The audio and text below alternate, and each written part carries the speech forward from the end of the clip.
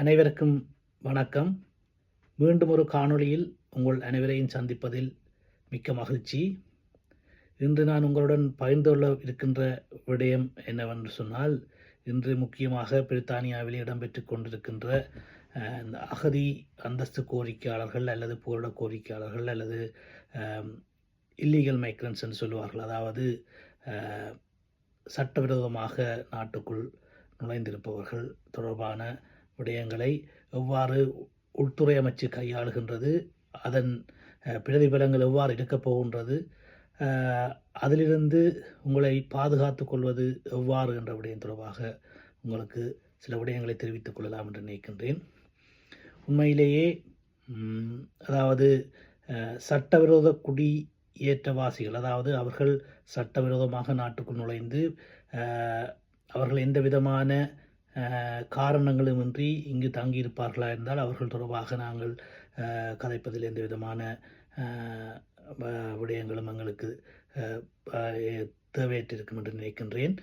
உண்மையிலேயே நான் உங்களுடன் இன்று உங்களுக்கு பகிர்ந்து கொள்ளப் போகின்ற விடயம் என்னவென்று சொன்னால், இந்த அகதி அந்தஸ்து கோரிக்கையாளர்கள் அல்லது போராட கோரிக்கையாளர்கள் தொடர்பான விடயத்தை தான் தெரிவிக்கப் போகின்றேன். இந்த போராட கோரிக்கையாளர்கள் இந்த நாட்டுக்குள் ஏதோ ஒரு காரணங்களால் தங்களுடைய சொந்த நாட்டிலே வசிக்க முடியாத ஒரு சூழ்நிலையின் காரணமாக பல்வேறு வழிகளை கையாண்டு இந்த நாட்டுக்குள்ளே உள்நுழைந்து அவர்கள் போராட கோரிக்கையை முன்வைப்பார்களாக இருந்தால் அவர்கள் போராட கோரிக்கையினை உள்துறை அமைச்சு, அதாவது ஹோம் ஆஃபீஸ் பரிசீலித்து அவர்களுடைய கோரிக்கை ஏற்றுக்கொள்ளப்படுமா இருந்தால் அவர்களுக்கான அகதி அந்தஸ்து வழங்கப்படும்.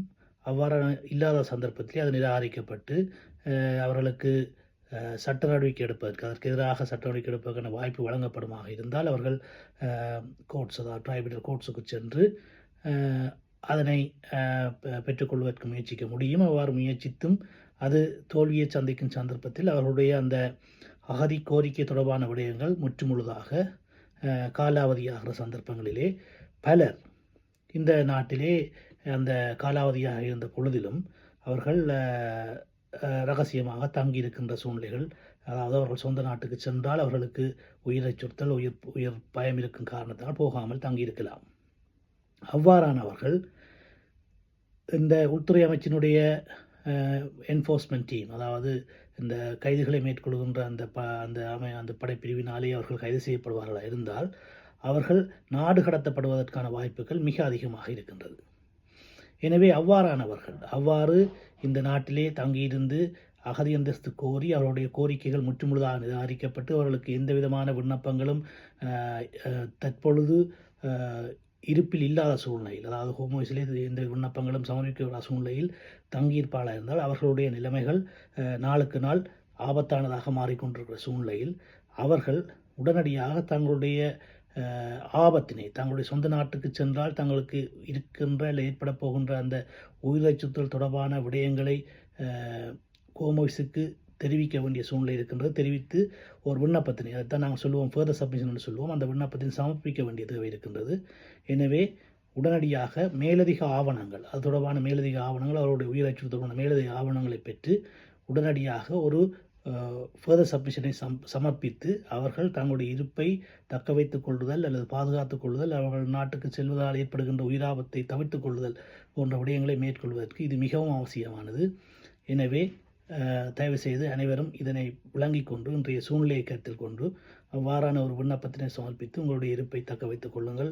உங்களுடைய நாட்டுக்கு திரும்பிச் செல்வதால் ஏற்படக்கூடிய உயிர் அச்சுறுத்தல் அல்லது உங்களுடைய பாதுகாப்புக்கு ஏற்படக்கூடிய அச்சுறுத்தலினை தவிர்த்துக் கொள்ளுங்கள் என்று கேட்டுக்கொள்கின்றேன்.